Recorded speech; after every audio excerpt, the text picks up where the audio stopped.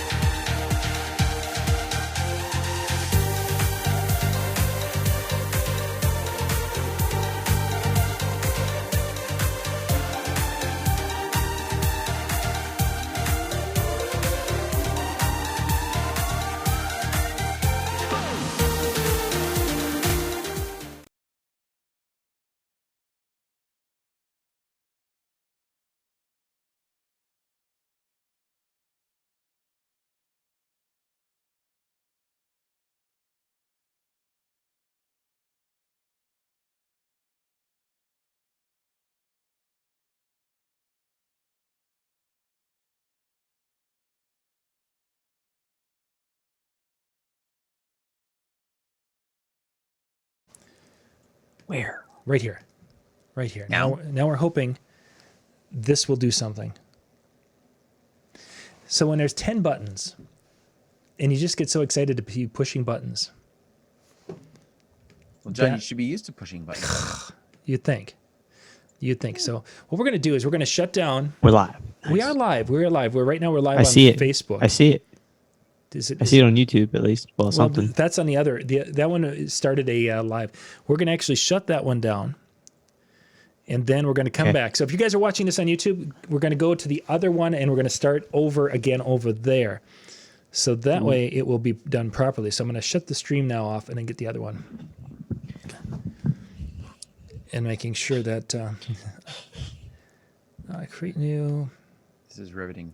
This is Riveting TV. For those of you on Facebook, thank you for hanging out with us. Just give us a moment. This is when I've done 3 shows today. This is the 3rd show tonight, and I've just obviously don't understand how to push buttons properly. But we'll be there in just a second. Once we let me go get my Just Pushing Buttons DJ's t-shirt for you. Please, I need that because I obviously do not understand the concept of pushing buttons, and it should be about ready to take off here. Yes, no. Now the problem is probably because they're electronic buttons. You could touch physical buttons. Let me go get my Just Pushing Buttons DJ's t-shirt for you. Please, I need that. Excellent. We are there. We are live. Okay. We're live. We're live. Okay, Dan, you can start now. Okay. We can start. Well, welcome everybody. Thank you for joining us on this Monday evening. Of course, a lot of great things you could be doing, like being on the wrong YouTube channel, but you have found us. And we are here, and I can't thank you enough for taking time out of your Monday evening to join us. In case you noticed, there's an extra one tonight, and his hair is much shorter than Shaney. So it's not Shaney. It's Rick. It's Rick Webb. He's joining us tonight. What's up? And we've got a great topic. We do. Yeah, we do. And this is something. Before we went live, whilst we were having all sorts of fun trying to figure out which button to push. You know, the one that says start video now, didn't find it. Anyway, we're talking, Rick, bridal shows. We want to talk about follow-up, but you were just saying that you guys you're right in the middle of your bridal show season down there. Yeah, right in the middle of bridal show season, lead season, and just fun in general. Excellent. Is what I call this season. Oh. It's more work than you have to do in any other part of the year, and it's not as fun, but... Mostly because you spend money and not make money, but yeah.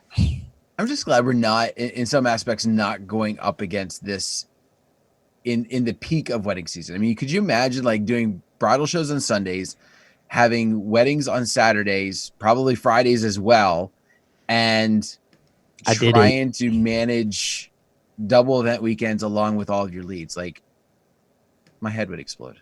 I did close to it in August. We have our second most popular like wedding shows are in August, and I did 2 of them this year. And yeah, it was very rough. Very do a wedding until 2 o'clock in the morning, and then wake back up and do a wedding show starting at 10 a.m. Remember those days? Don't do them anymore. It paid off. Oh so yeah, exactly. It's something that if a person can do it and pull it off, and you've got the team to put them all together, it can be a very good thing. And if you have a show and a show promoter that is actually producing a really good show. yeah, But that was key. And I think that's one of the areas that, some people are talking about, oh, the shows in our area are dead. I mean, in our area, a couple of them survive, but that's because we've got some younger producers who are very go-getters. They're out there hustling and working it and making it happen. And we had a couple of shows that died because they were older people, not that age matters, but they had been doing it a long time. And basically they felt that people should come to them. They were owed the business. And that's not the world we live in anymore. Yeah, and it definitely is the show promoters. The one that does the shows that I did, I had a serious talk with him on why he is not doing heavier Instagram marketing. And I actually saw tons of Instagram marketing this year, so I'm very happy for that. Rick, can you pull your mic down? They're saying yours is just a little bit hot, and it sounds like it's clipping on the video. I will just tune it down a little bit Just on my mixer. take a little bit off. Thank you, sir. Is that better? Yeah, I can bring you back up if we need to.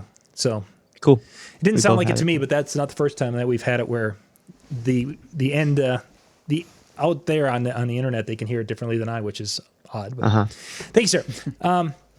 Okay, so let's kind of talk a little bit about what I was kind of thinking about is the different ways in which we're going to talk follow up and such from the bridal shows. And I was thinking about the different ways in which a person could do follow up in this day and age. And Dan, you've been involved with bridal shows. I've done them over the years. We used to do our methods back in the day. I wanted to kind of get Rick more of your opinion tonight because obviously you're closer to the age of a lot of the couples that are out there that are doing these things. Yours, in the midst of doing the bridal shows and such. What, how do you are you viewing today's couples as wanting to be contacted and wanting to have these touches? They don't want automation. They don't want spam. They want a personal connection. So texting tends to be the best thing. And being human. Don't like email templates. They see right through it. So even though I use email templates, I've designed my email templates to seem very authentic. If that makes sense. So short and sweet tends to work better than long and drawn out. Now, it used to be said, not even that long ago, I want to say maybe 3 years ago, I was sitting in a seminar and it was basically said, don't text. Like, that's a big no-no if you haven't gotten that permission. Are you talking? So it doesn't matter whether it's the lead sheet from the show or whether it's at your booth. Well, you're texting. That's a good point. That's a good point. I wouldn't use the lead sheet from the show. I would use the lead sheet that I actually got from the people I talked to. Okay. For texting, I have another strategy for the lead sheet that I do. So. If we wanted to jump into that, I can. The lead list from the show. So the lead list from the show, it's the most hilarious thing. I want to pull it up so I can actually tell you exactly what it says. But basically, it's basically like a DJ that won't spam you, is what the header line is. Man, I can't find it right now. I'm really mad. I can't find it. Where is it? So let's just kind of drift back to you basically are there collecting information to be able to follow up with the people who come to your booth then. Mm-hmm. Absolutely. How are you getting them to share that information with you so that it is in a way in which they would be maybe expecting or accepting that text message from you or that communication? Yeah, so the way that I'm doing it is electronically. It's the easiest thing to be able to collect the info. I know a couple other guys are actually going a little more advanced and use a QR code, which most people don't know how to use, but if you explain it, it works. But the way I do it, I have my laptop pulled up or it's on the iPad, so we have it on multiple laptops sitting there. If we're talking to someone that walks up can fill it out as well. But basically, it's a back-end form for my CRM, and it's on a hidden web page on our website because it's a less dialed down version of the form that's already on our website because we don't need as much info as what we would need on the website for just a raw random lead contact. I already know where the lead's coming from and that sort of stuff. So it's pretty simple. It's just literally it's a simple form, and I always like to have a picture. So this is a hidden web page on our website. So at the top there's a picture, and it's got like all of our service awards right there, like Wedding Wire 2019, 2020, the Knot. Just a little eye catcher if they haven't already seen the awards laying there. And it's just asking for name, email, phone number, wedding date. Oh, and there's a list of things that we do that like they can check box. That's just for me for a reference. And also, if I don't actually get to talk to them, they can look through and see, oh, you have photo booths, uplighting, all this other stuff. So, but very short and sweet.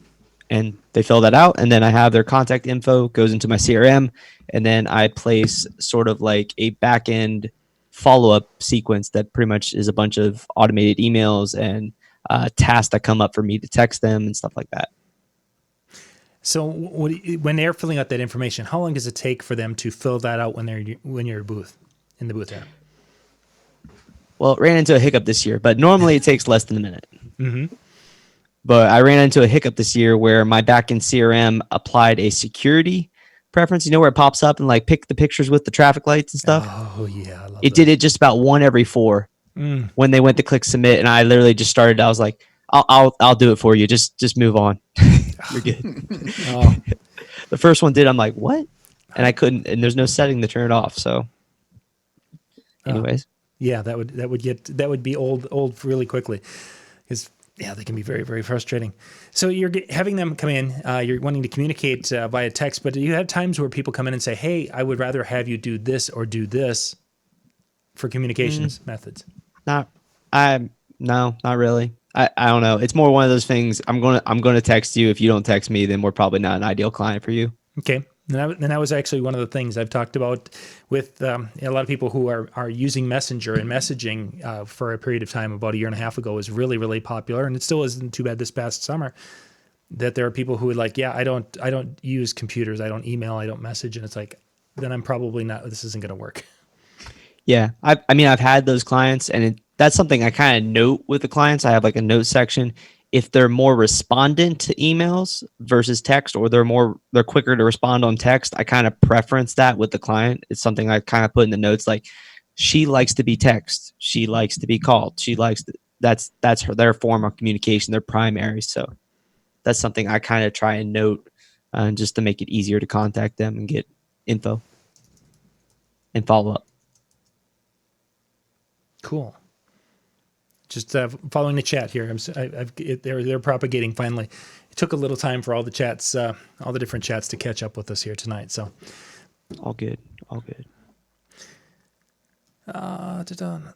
there we go. Yeah, thank you guys for being with us tonight. We've got across I'm an idiot. A lot of different channels tonight with tonight's show. Talking about wedding show follow-up. We're right in the middle of wedding show season. Rick, as long as you were talking wedding shows, kind of give me an idea. What was the temperature in the room? We hear DJs and photo booth people, and because we're also talking to photo booth people tonight with our show, because we got a lot of photo booth folks watching. They talk about, they're just looking for a price. They're coming through and they're just looking for price. What kind of a flavor have you been feeling from the people coming through so far? Has that been the case, or are they asking other questions?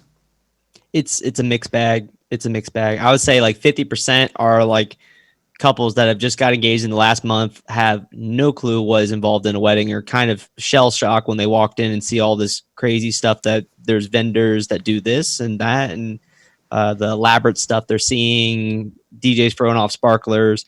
So a lot of people are just kind of walking around trying to get their bearings, and they're asking pricing questions. They didn't realize DJs cost over $1,000, and they're kind of shell shocked on that. So about 50% are just asking for pricing, and most of those I basically just give them a spiel and tell them what's up about what makes us different, that sort of thing, and they move on. Or a lot of those people, they normally just take a business card, because I'm just giving them a rough pricing. I'm not giving them the exact pricing. That's the counterpart for them to fill out my CRM. Is I send them a electronic brochure pretty much instantly. Whenever I get a lead, I just do it on my phone and I send it to them pretty much before they leave the show. But that's their incentive to fill out the form. But in general, I'm telling them, like, this is the range we charge. This is what you would typically like. And a lot of people that are just looking for the pricing will just take the business card and move on. But the detailed questions, they do come out, and a lot of them are the typical ones we've heard. Are you insured? What's your backup? Do you have a backup person? Do you bring 2 separate sound systems, one for the ceremony, one for the reception, or how does that work? What kind of lighting do you have? How many years have you been doing this? The typical questions get asked. Yeah, that's just about it. I've been doing wedding shows for the company I used to work for in Ohio.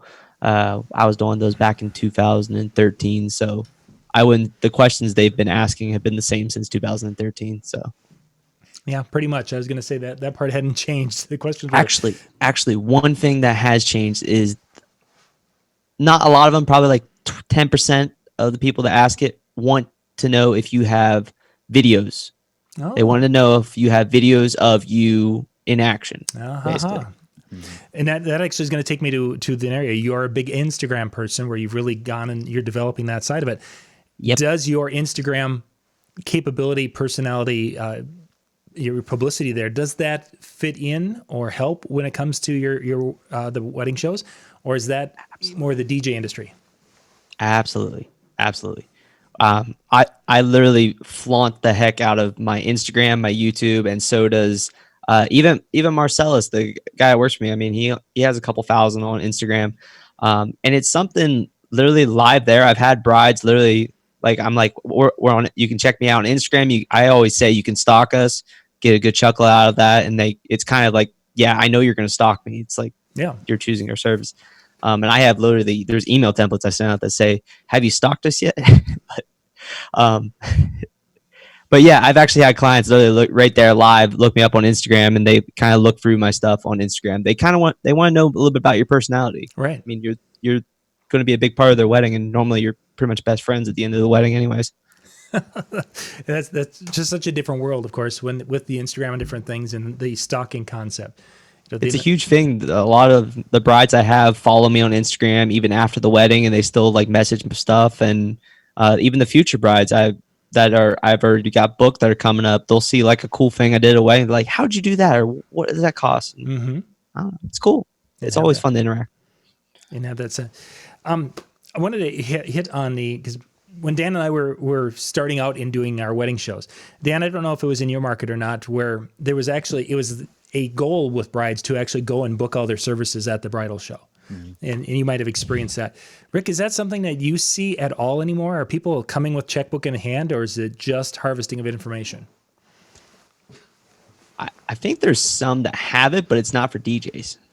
I've not really talked to other vendors, but I've never booked a bride or client at a wedding show.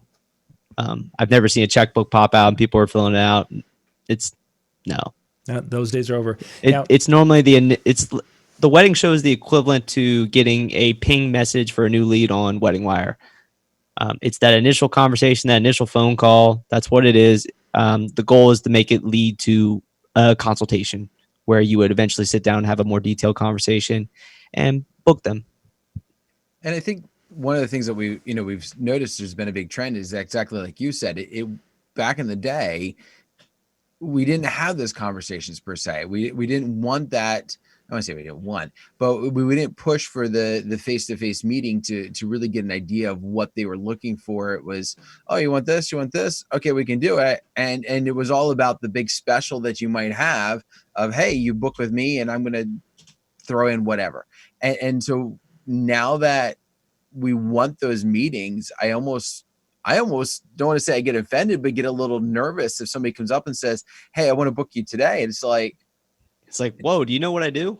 Exactly. Like, or even sometimes when I get that in an email, like, within the first, I'm like, okay, where did you hear about me? Oh, you were so-and-so's wedding. Okay, now I understand. But if it's like just cold out of the blue, it takes me back and I get shocked by it. Yeah. Just an interesting situation where we're in a digital world where they say, oh, it's so impersonal and you're not able to connect as well. And we're this disconnected society. And yet, as Rick is talking about, they want to get to know you. They want to be able to engage and stalk you at such a level. And we didn't have that 30 years ago, 25 years ago, 20 years ago, when we were working with brides in many cases. I almost wonder if because you have the ability to stock and do those things, it has opened up the more of that desire to research, to look into, to get a better understanding. Because before, when you would meet with them or call around, you kind of only got to see their quote unquote best side or their sales side. You didn't get to see into their marketing. You didn't get to see into the pictures and the videos of their events that in essence cause in some ways more work for them. They get a better show, but they have to do that research, where before it was just like, I'm calling and I'm going to have to take you at your word. Unless I got a reference from somebody, I'm going to have to take you at your word. And now they can research and look all that stuff up. So now they want to. That's actually really interesting, because I just got contacted last week by a bride that's going to be at the next wedding show. She inquired on our on our form on our website, and she put lead the wedding show. So I'm just assuming she was just at the wedding show. Right. Obviously that's what I'm thinking off the top of my head. And that's how I worded my initial email. And she's like, no, actually I wasn't at the wedding show. I'm going to be at the one next week that you guys are going to be at. And I'm just doing my initial research and wanted to learn a little bit about you before I get to meet you in person. So I was like, that's nice. It's new. It's kind of an interesting thing. I don't know. Do you find that people are wanting to have more of your personality as they've gotten to know you more involved with their show? Or is it one of those things that they want to learn about you, see things about you, and then basically have you come in there, and it's that comfort level to getting to say, oh, this guy's not going to screw it up. But then when you get there, they're not saying, oh, we want you to be doing these big announcements or wanting you to do something elaborate. They're just basically wanting to have a comfort level before putting you on stage in front of their family. Yeah, absolutely. They want to trust you. They want to know about you.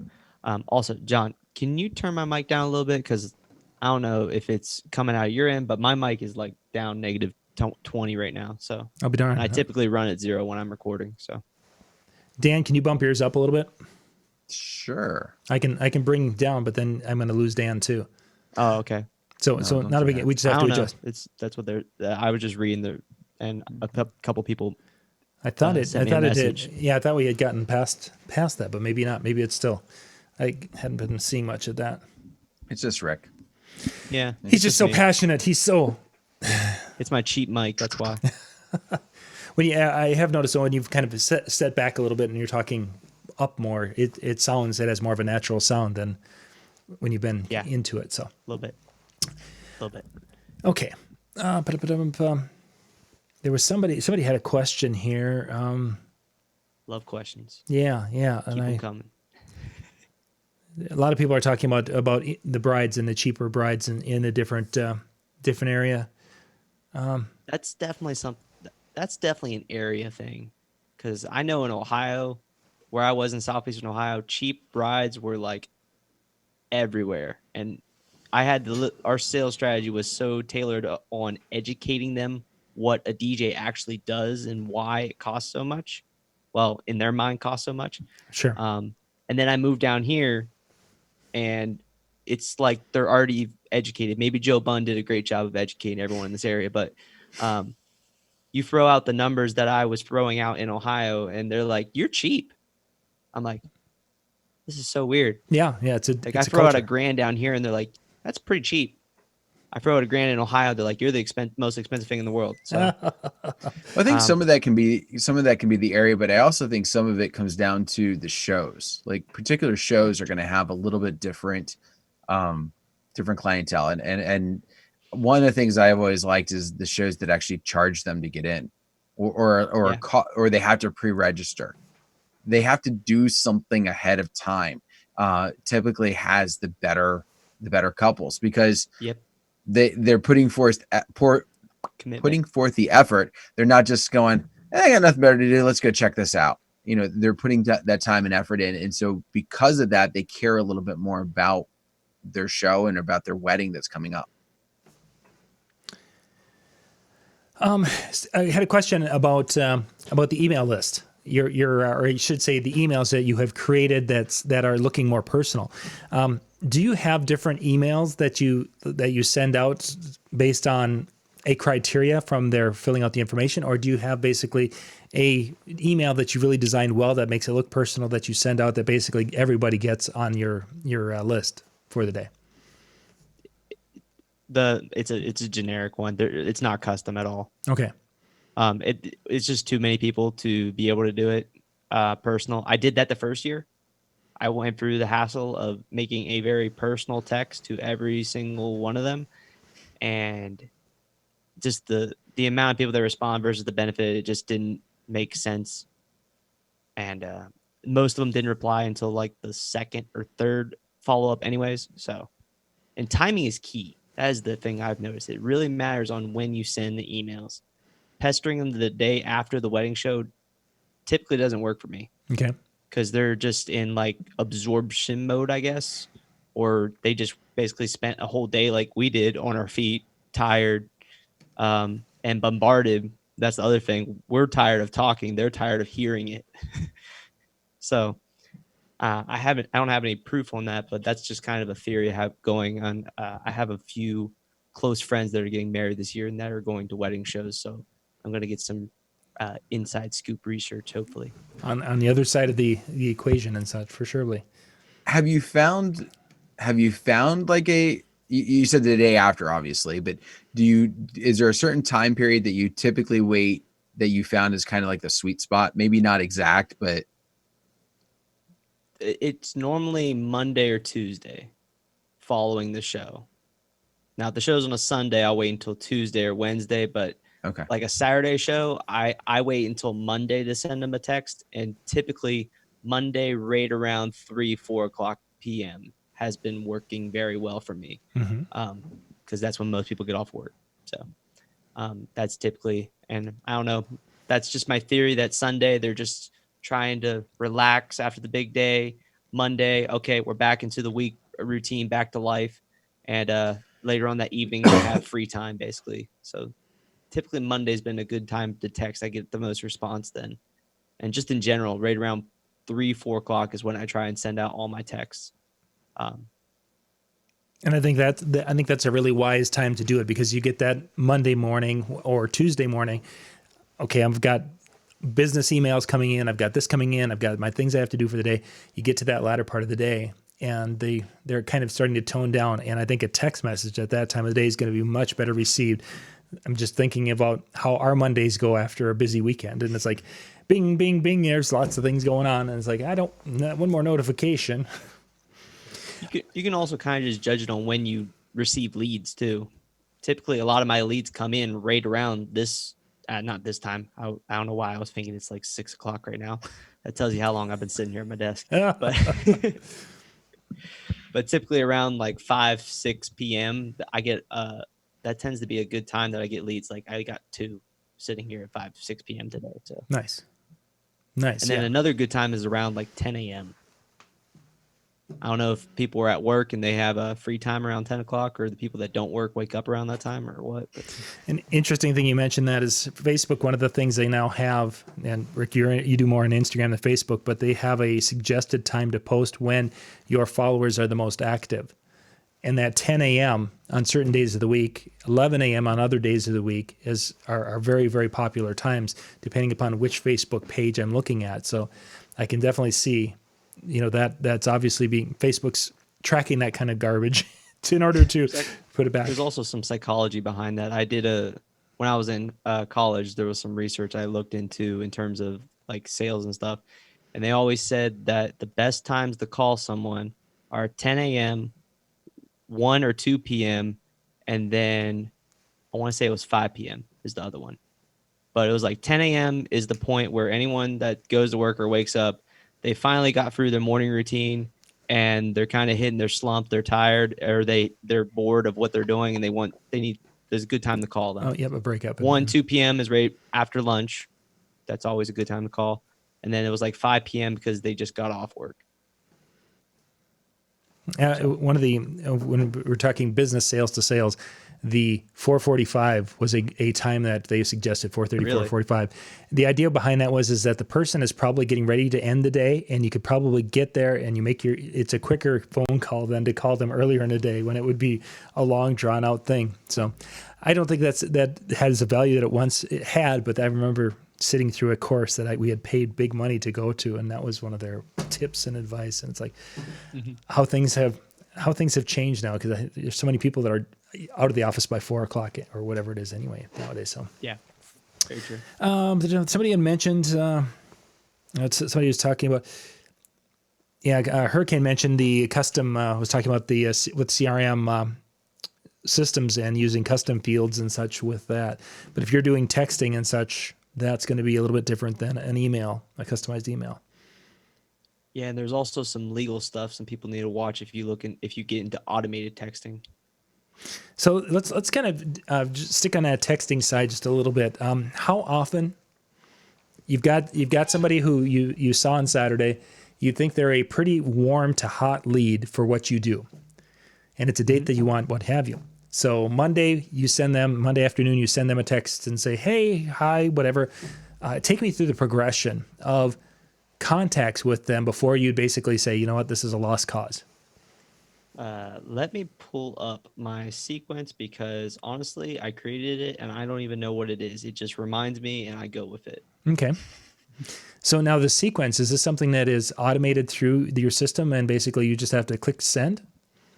Yeah, most of it is click send, or the text is like it'll pop up and it'll say, follow up text this person, or second follow up text this person. And then obviously I go into their profile and look at the notes of the past conversations I've had to kind of judge what I'm going to send them.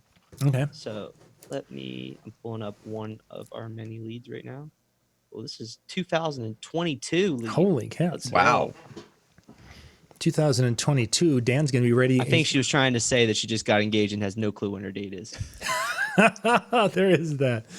Let's put it way out. Especially if there's no specific date. Although I will say, I've seen some interesting numbers games going with 2021 right now too. Oh God. Not as much as 2020 with all the even ones, like all the doubles. October 10th, 2020. Well, 222, 44, Yeah. 66, 88, 1010. They're all, and I think 1212 too. They're all Saturdays this year. Oh. Yeah, I know. They're all. I know. I'm a numbers guy.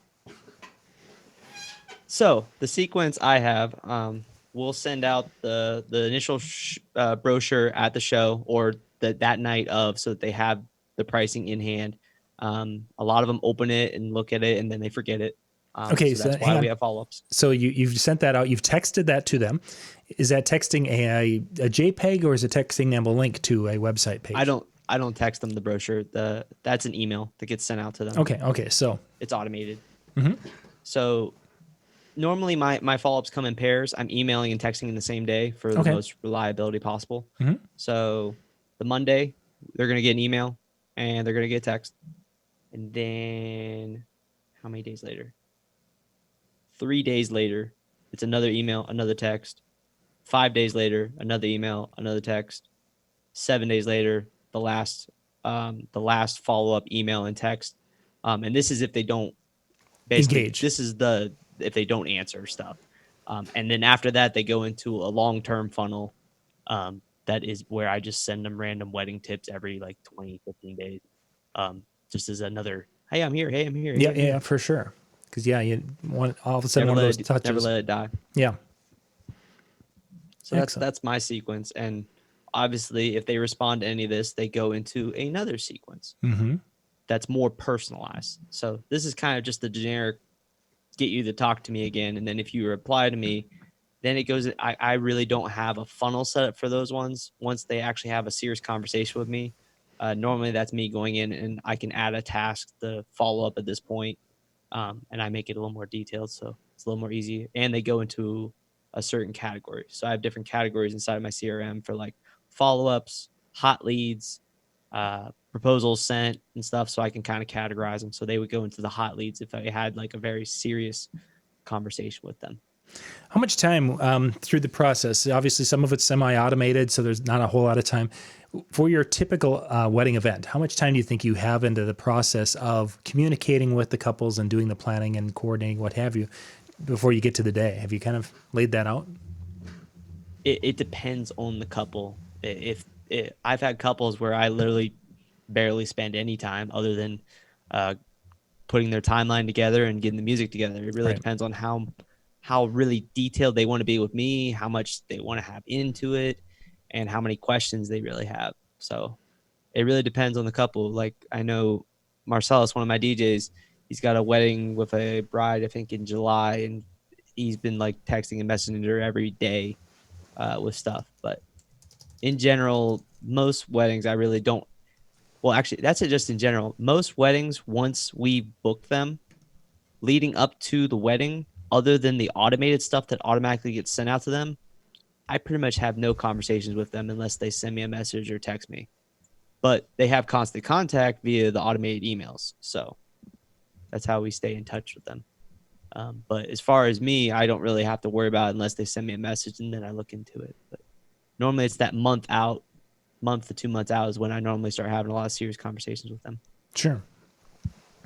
And I wonder if the clients are a little more comfortable with that kind of concept.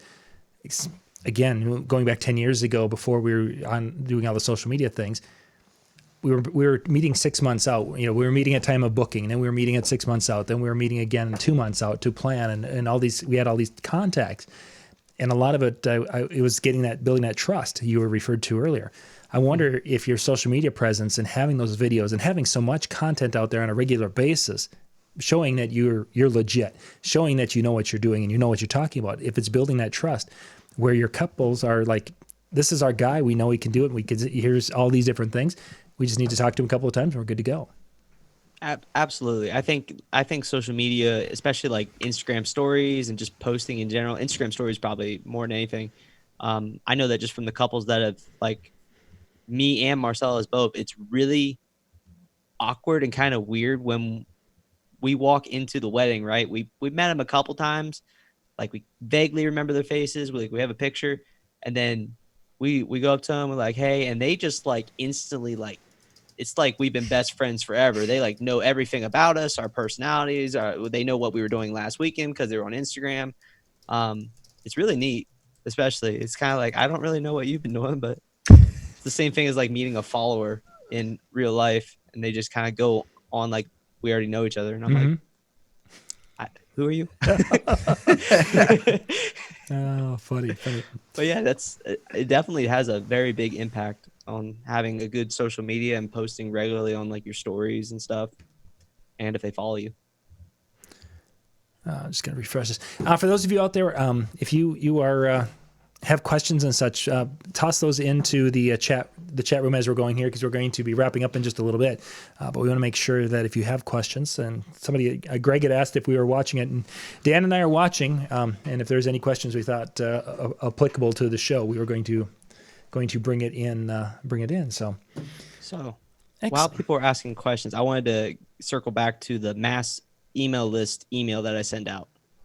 Now, is that based on your collecting or the shows? The shows. Okay. So when I get the show list, because the show list will have hundreds of brides on it, first thing, I'm removing any bride that I've already sent or that I got from my lead list. And you'll understand that when I read the email to you, because it's a one-time only email.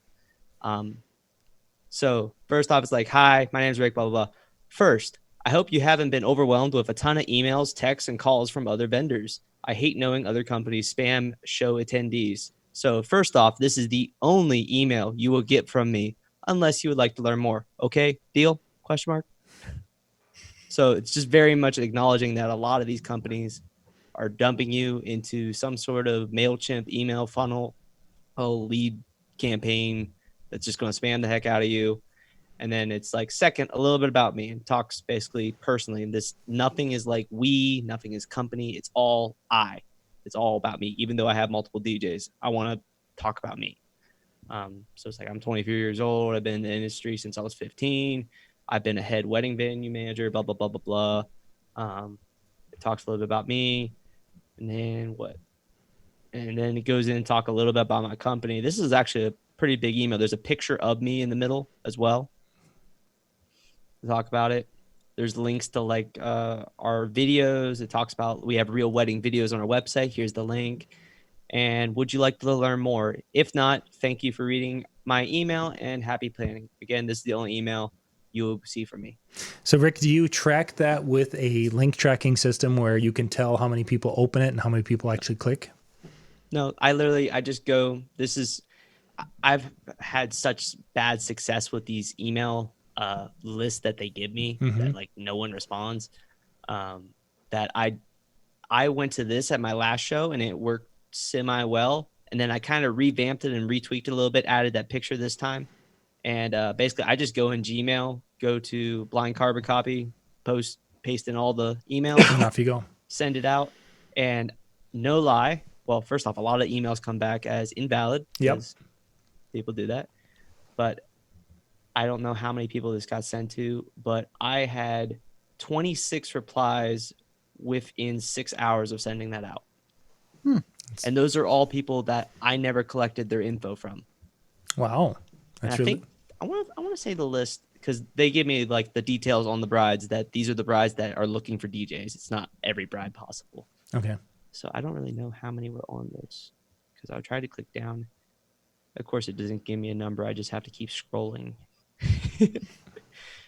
There's hundreds on there. There's probably like 200, 300 on there. Nice. Shane, they had a question here. Shane, well, if you would like more information on that, why don't you reach out to Rick off camera on that one, please? And that was on Facebook, so you guys can't see that one. Just don't want you to know Shane, that's a conversation that we would do off camera. And Rick's all over. You can reach out to him on a lot of different spots. Instagram, yeah. He's not a Facebooker, so you got to go there. You message me on Facebook. It might be next week before I reply. Let's see. Philip had a question. At what point did you realize that you could take your business from a single op to a multi-op? When I was booked multiple weekends and had multiple leads from serious people that really wanted to book me, but I was already booked. It's all about finding that right person, though. I've been trying to find the third DJ for the company for going on a year and a half now, and I've like had two people here and there, and they just not panned out because I'm very particular. Let's see. Daniel has a question. Hey, Rick Webb, does your dad still think there's no money in DJing? I think we've heard that story. This is going to be a very interesting conversation because I've talked to my mom about how I'm pretty much going to go full-time and drop my pretty well-paying full-time job. Yep. I haven't had it with him yet, and I know that's going to be an interesting conversation. There have to be. I don't know if you know the back end on that, John. He's always told me like from the get-go. He's like, "There's no money in DJing." Yeah, you and I've talked about this in the past, so that's why when he mentioned that, Daniel's heard that too. So he also said YouTube was stupid, and now look at me.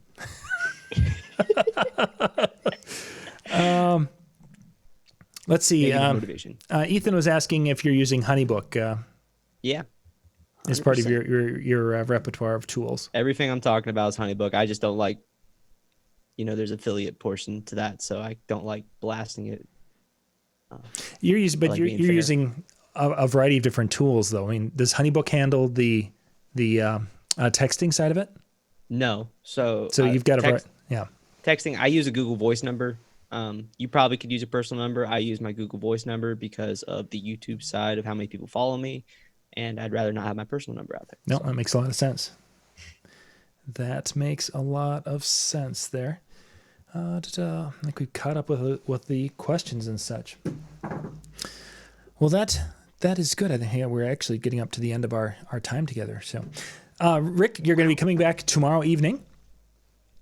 Yeah, thanks for reminding me. Yeah. Tomorrow evening, Rick's going to be bouncing back, and we're going to be talking about, he'll be speaking at Photo Booth Expo DJNTV conference coming up here in February. And tomorrow night, he and Bill Herman are going to be talking a little bit about his presentation and getting some more information on that. So if you guys are going to be joining us, it should be at 8 o'clock Eastern is, I think, the time. That's what my calendar reminder told me. Excellent. So you guys can join us again for that. And then at 10 o'clock tomorrow night, we're going to be talking about Some of the sneak information that's coming out for NAMM. And we've got a few things that I believe we're going to have authorized where we can actually talk about them tomorrow night for the first time. Yeah. If you guys have been following the channels, there's been a lot of information dropped. Some that's been intentionally dropped, some of them that's accidentally been dropped, and yeah, it's gonna be crazy. I should make some fake leaks. You should. There's like go in Photoshop and make some fake leaks of some crazy RCF speaker that's coming out or something like that, or with a built-in turntable. Yeah, make it like a Pioneer, like built-in turntable spinning, like actual turntable. That'd be funny. When I did the Prime 2 video today, one of the first people that jumped into the chat, their first thing was like, "Are those motorized turntables? Oh, that looks like motorized turntables. Got to be motorized." We could have had a person could have had some fun with that. You know how many people were saying like the original Prime 4? They're like, after they like announced like Wi-Fi was actually built into it, when they didn't tell us, they're like, "Oh, I knew those. The next thing they're gonna tell us those are motorized. They're gonna tell us that's next. They just haven't turned it on yet." Well, actually, like people have taken these things apart. They're not motorized. Yeah, exactly. Well, and I talked to the guys from Denon about that when that word was going around. Everyone was discussing it, and they're like, the weight, everything is there, except of course the motor assembly and the gear needed for that. But that would add another close to 10 pounds to be able to add that infrastructure. And I don't know about you, Rick, but I'm not as strong as I used to be. So. Listen, it's not the controller, it's the case. We know that. Yeah, there is that. You guys must have not seen what I just recently changed to then. No, I haven't. I guess I haven't seen. I haven't posted on YouTube. It's just kind of been on my Instagram. I built a whole entire DJ table with 2 Rain 12s and S9. It goes in a giant 4.5 foot long by 3 foot high by 2 foot wide road case. Yeah. Oh, good. Takes 2 people to put that up and get it ready to go. Absolutely. That's why he's got 2 with his company, and we're looking for a third to carry the middle portion. Yeah. Oh no, we got road hands. Oh, okay. I send out road hands. We only got 2 main DJs. I need another main DJ. Crazy. Well, Dan, take us home. Well, on that note, thank you very much for tuning in on behalf of Rick, John, and myself. It was a pleasure being here tonight. You heard about what's coming up this week, so make sure you're tuning in and staying up on that. And, of course, all of the updates that are going to be coming about NAMM, make sure you're staying in tune on the channels and subscribe and like and do all those good things so that you are up to date with all the cool things that are coming up this year. It's been a pleasure. We will see you next Monday. Have a good night. Good night, everybody. Good night. Like the video. Like it.